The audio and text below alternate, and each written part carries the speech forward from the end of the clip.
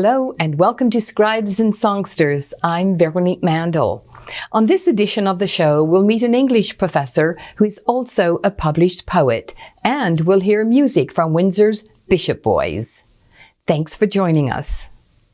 I'm really pleased to introduce our first guest, Susan Holbrook, who is a professor in the English department at the University of Windsor, where she teaches creative writing, among other things. She's also the poetry editor for Coach House Press. In 2016, Susan Holbrook published a book of her poems entitled Throaty Wipes, which was nominated for both the Governor-General's Award and for the Trillium Award. She lives in Leamington, and we're pleased she's here with us today in our studio. Welcome to Scribes and Songsters. Thank you for having me. I'm delighted to have you here. So, why poetry? We start with the big question. Yes. Why poetry rather than fiction, do you mean? Yes, or what is it about poetry that makes you want to put your fingers on the keyboards? Yeah. I am fascinated by language. I find it interesting and funny and mysterious endlessly. And I suppose that's why I've been leaning toward poetry rather than fiction.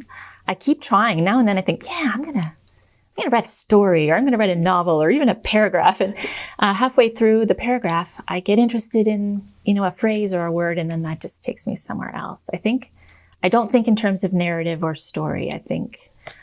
I just think about this sort of on some sort of different plane that is inside words. And words are so remarkable. Where do you get inspiration? Partly from reading really good poets, and partly just from life. When I look at the poems in this new book, I realize a lot of them, when I try to think back to where they started, the root of each one of them, often it was just something I noticed. It has something to do with language, but it's in daily life. Because we're in it all the time. Yeah. Right? Yeah. Do you remember the first poem you ever wrote?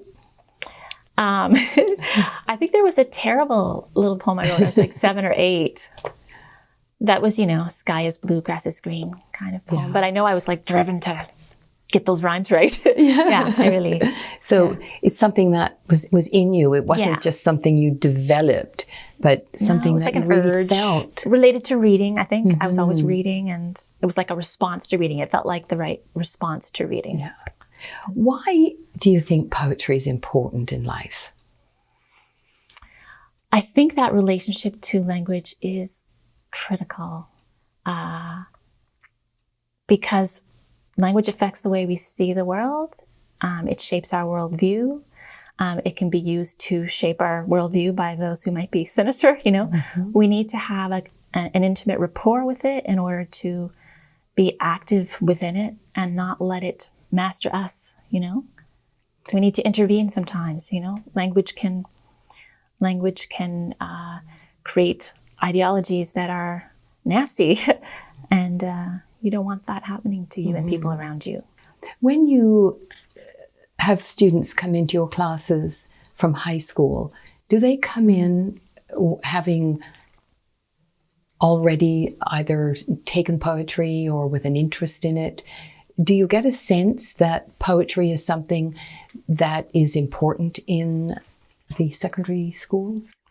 I'm going to say no, unfortunately. I think there definitely are teachers and schools that work on that. But I've noticed it is different. So I've been teaching about 25 years, and I noticed there's less poetry literacy, among high school students. We used to have grade 13. Maybe that's part of it, right? We had more time. Right? So a lot of them come to university a bit scared of it. They want to avoid it. I've talked to fourth-year students who will say, I've been choosing my courses carefully to avoid the ones that have too much poetry. So that's one reason I wrote the textbook I did, How to Read and Write About Poetry, because I wanted to do a bit of demystifying and proselytizing and, luring people into enjoying themselves with poetry. And part of it is just to relax. It is difficult. Yes. I found it difficult. You never totally get it. Right. But if you just flip the way you feel about that, that can be an exciting thing. Oh, good, I didn't get it. That means I can read it again and again. And it can be a conversation among you and other readers of it. And it's a different kind of relationship to the text. So, I have students who don't know any nursery rhymes, and that really astounded me. right. Because if you're going to get any appreciation, it often starts listening to that. I agree. I think when I look back to maybe the germ of my interest, I remember being like, 2 or 3 and hearing Fuzzy Wuzzy was a bear, that Fuzzy Wuzzy was a bear, Fuzzy Wuzzy had no hair, Fuzzy Wuzzy wasn't fuzzy, was he? Yeah. It's like, oh, that is so great. Was he? Like, was he becomes W-U-Z-Z-Y, Yeah. That's a really exciting little moment, in my very early childhood, and became addicted to that, Right. And in fact, that sort of leads into the use of words in Throaty Wipes, that unusual, unique way of writing. And I want to talk about that. Okay. But I know you're from Leamington. Have you always lived there? No, I'm from Guelph. Oh. Yeah, Guelph, Ontario. Oh, great. And you chose to come to our neck of the woods. Yeah, I got hired at University of Windsor in 2000. And I love trees. There weren't enough trees in Windsor. So I was always driving around looking for where I might settle, and Point Pelee was always a wonderful place to go. So I want to talk about Throaty Wipes. When I got to the notes on the poems, it was really interesting. So maybe you could talk about your poems based on how you develop them. What is poetry, what is prose, and what poetry isn't, which I really found interesting. But you say that they're composed of anagrams on the titles. right. Yeah. How do you come up with? How did that start? I don't know how that started, but I do know that I often use some sort of a constraint like that, or an experiment. And many of them are written with sort of parameters or blocks or constraints. And I like to do that because that forces you into a corner. And when you have to find a solution, you'll go somewhere you weren't planning on going. Our intentions are very boring. Our ideas and intentions are quite boring. But if someone tells us you can't use the letter U, you're going to come up with something else that's fresh, that surprises you, that's interesting in a way you're inside, the inside part of you knows is interesting, that the outside part of you is just too dull to notice. Yeah. And we've always done that. It's nothing new. Sonnets are a constraint. And you went from anagrams to homonyms. Yeah. Which I find... The contronyms. Oh, yes. Tell me about that. Right.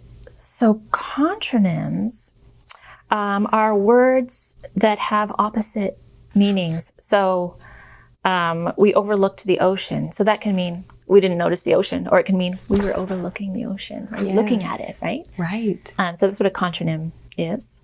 And I decided I would try to write a whole poem that was just full of contronyms. So then what happens is the story in the poem keeps shifting depending on which meaning you choose for which word. And that was kind of interesting to me. Yeah. The other one I thought was really interesting, calculog. Calculog, yeah. So I wrote that on a calculator. What possessed you? Yeah. Oh, I know how that one started. In my earlier book, Joy is So Exhausting, there was a poem about nursing, about looking after a little baby. And so I was up all hours. And I remember looking at the digital clock. And it was 3:21 or something. And I realized, sleeping like this, I could spell my daughter's name on a calculator. Her name is Elise. And then I remembered, in grade 7 and 8, you put words on calculators. Usually it's boobs or something like that, right? Yeah. And I thought, let's try that, because I'm always up for, some kind of experiment. And that was fun. So cool. Yeah. I know that time gets away from us, but I want you to read one of the poems that you really like. Right. So I live around a lot of trees, which means I have trouble with my internet No connection. kidding. Yeah. So I wrote this one after making the mistake of asking my broadband provider to explain the problem to me in layman's terms. Layman's terms. Okay, say the tower is bathwater. The dish is your drain pipe. Your computer, a septic tank. The trees, a cracked waste shoe. Okay, the tower is a gas tank. The dish is a crankcase. The trees, a leaky fuel injector. And your computer, a rough or hesitant idler. The tower is your brain, okay? Your dish is your mouth. The trees, the inhibitory neurotransmitter gamma-aminobutyric acid. Your computer slurring, this time make it a double. The tower is power. Your computer is a hairdryer. Your dish, a plug. The trees, insulation under the screw. Trees are a slotted spoon, okay? The tower is a dish. Your computer, a leaky mouth. Your dish, another dish. Say the tower's a red fish. Your dish, a spawning pool. Your trees are too shallow. Your computer is a cobble riffle. A forest is a pinball machine. A tree is a cotton ball, okay? Your arms slur and plug. There are dishes in the tub. The sun flash broils the moon, but your computer is earth under a messy blue sky of trees. A viper appears to chew the rat, but in reality it is toothing in more venom so it can swallow its prey whole, okay? That's what you want. That's wonderful. You were nominated for Governor General and Trillium. I know we have to wrap this up, but okay. How did you feel about being nominated? I felt happy. Yeah. Yeah, I mean, those things are so crazy. I mean, I don't picture, being one of the top 5 books in the country. I picture the judges, the 3 or 5 people who are reading the books, reading, 300 poetry books or something. And I feel really glad that those particular people agreed that they liked it. That's really what. Many congratulations. Thank you. Yeah. It's terrific. Yeah. And now, the Bishop Boys. Our featured musicians this week are a Windsor duo called the Bishop Boys, which is comprised of Austin De Pietro and Andrew Adoranti. This music video is for their song, Might Be All Right.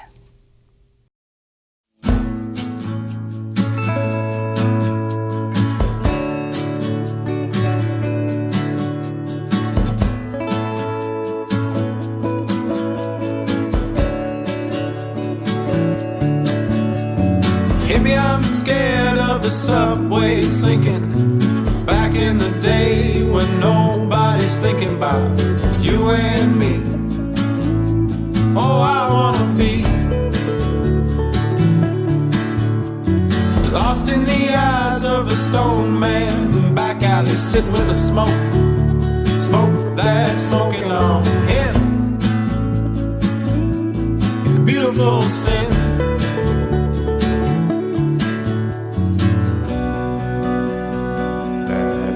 Untamed, I am ashamed.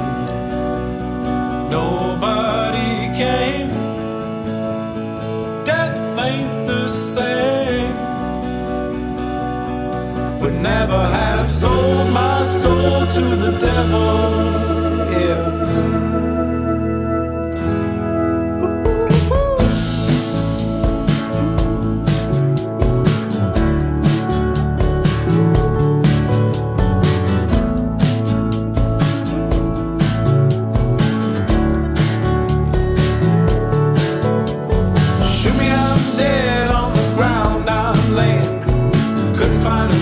so I guess I'll be drinking all night. Might be alright. We were too little about things too late. The future's unwritten, I ain't got no bookish fate. Come clean my slate.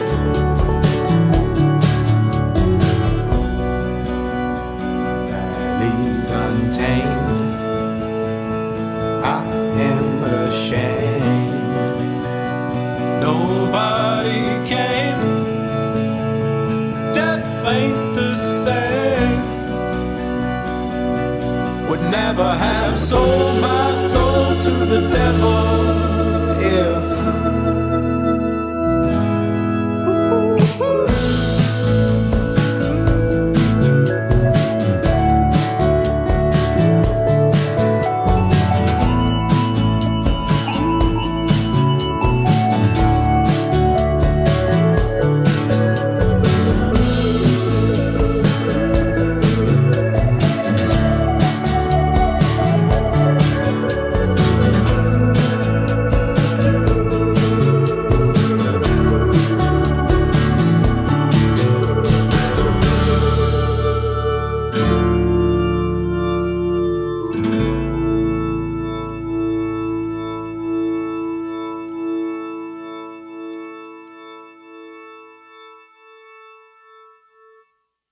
You can catch the Bishop Boys playing at various locations in this area and visit their Facebook page or watch them on YouTube. And now, I'm so delighted to get back to our conversation. I'm here with Susan Holbrook, who has written a very interesting book of poetry called Throaty Wipes. So there's another poem as well that I want to get you to read before we're done here, about those contrarians, which I think is really fascinating and would be interesting for people to hear. But I was also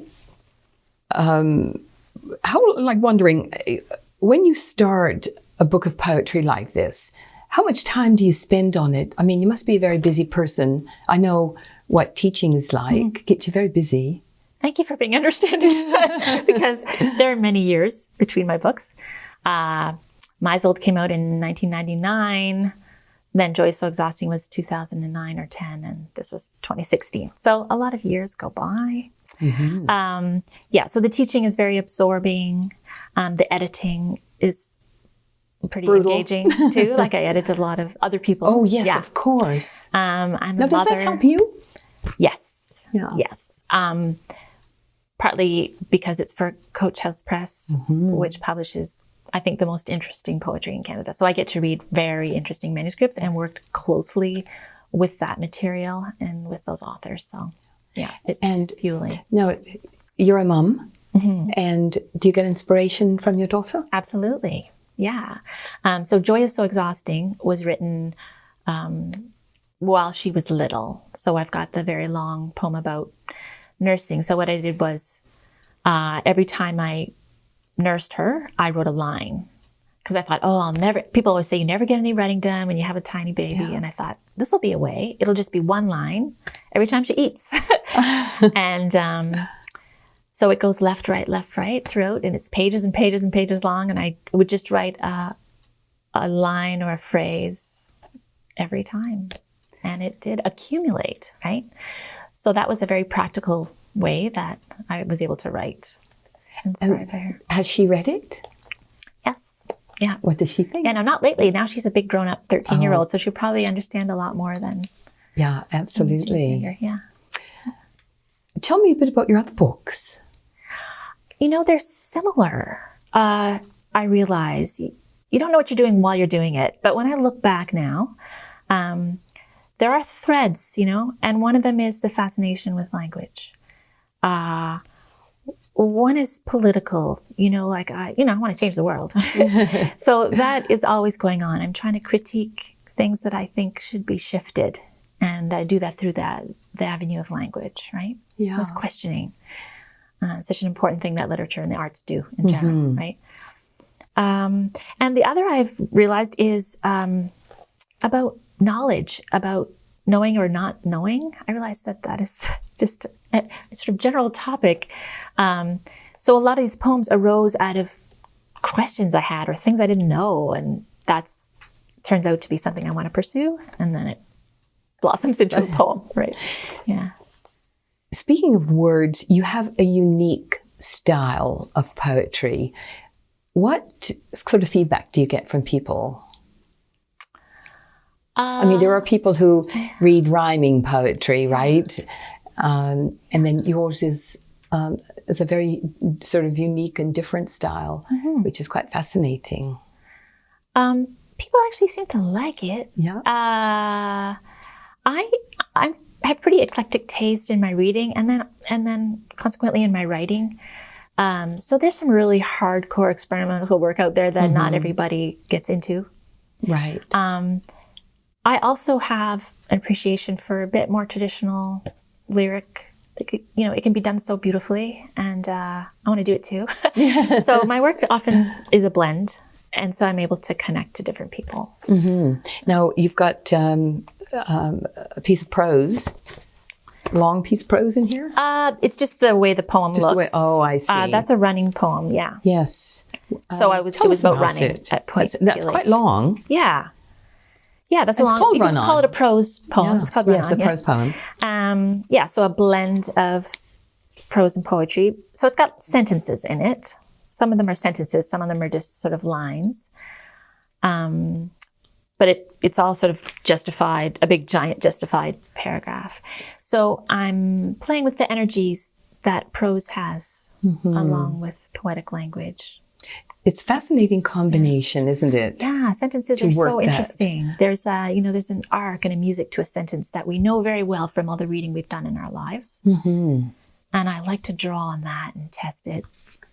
Yeah. Yes. That's one of the reasons why I try to get my students to understand the beauty of language, because news stories can be very stark. I mean, by its very nature, it's stark, but it doesn't have to not be magical or not convey something beyond a very short declarative news sentence. And if you want people to listen to what you're saying, using the magic of language is a good way to do that, right? Absolutely. Yeah. And of course, poetry, there was a time when every song you listened to had a rhyming scheme, but today it almost hardly ever has a rhyming scheme. Right. It's more like poetry put to music. Yeah. So maybe musicians were getting it all along. Of course. Literature is always the last to come to the table. Visual art and music always have it first. Yeah. Now, what are you doing next? I mean, do you have a book in the works, or are you just? There's always like a book in the works. It will take many years. The poems kind of accumulate when I have time. Right now I'm writing some libretti. I've done that before. My brother is a composer, and so we've done something in the past. And this one is actually for my daughter to sing along with the local amazing soprano Erin Armstrong. Oh, wow. Yeah. And my brother's going to compose, and I'm writing some pieces. So yeah, that's something that's happening at the moment. That's fantastic. Yeah. So what sort of process do you go through to write like that? The first time we worked together was really wonderful. I would have some ideas, and then my brother would sing something, and then I would put words to that little pattern that he said. It was really interactive, which isn't the model that sometimes you have to follow, which is generally here's some text, and then a composer uses that text, right? So it was more collaborative. This time, I don't know how much we'll be able to do that because he lives in Montreal. So how about going to your contrarian? Oh, okay. Contronyms. Contronyms. Yeah. Okay. Lovely word, that. It isn't. It is really great. Yeah, it was great to learn that. So then, to write this, I just researched lists. I tried to find lists of them, and then thought about how I could fit all of them into this poem. So I'll read it slowly so you can hear them. Yes. So it's called My Fellow Contronym, which is just a play on My Fellow Countrymen. We overlooked the ocean, trimming itself. I devoured the pitted plums. You prefer the pitted kind. The cookies had been dusted. Love garnished. I was chuffed, but you were chuffed. I tabled my apology. You tabled your apology. We agreed to sanction aught. Our transparent desires cleaved and buckled. We overlooked the ocean, trimming itself. Fast ravel. The alarm went off. Nobody left. Wonderful nobody word. left, like everyone's still here, or there's nobody left. I know. Like at every turn, you're just not sure where you're standing, right? Which is a really interesting. And the word chuffed, well, we use that a lot in England. Yeah, that's right. Yeah. And it's a lovely word. Yeah, you it know? sounds good. Yeah, it is chuffed. Yeah. And in Manchester, they used to call it chuffed.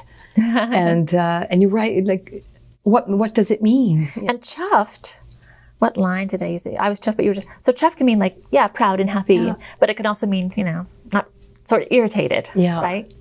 Depending where you're living, the era, but those are the sort of opposite meanings. Mm-hmm. Yeah. If you could do anything else, write anything else, I mean, if you weren't writing poetry, is there another way you would like to use words? Of course, you're doing the libretto. Libretto, yeah. I'm not going to give up on writing fiction because I've read a lot of very poetic, interesting fiction. So I think there's probably a place, Absolutely. for me to fit in there. But.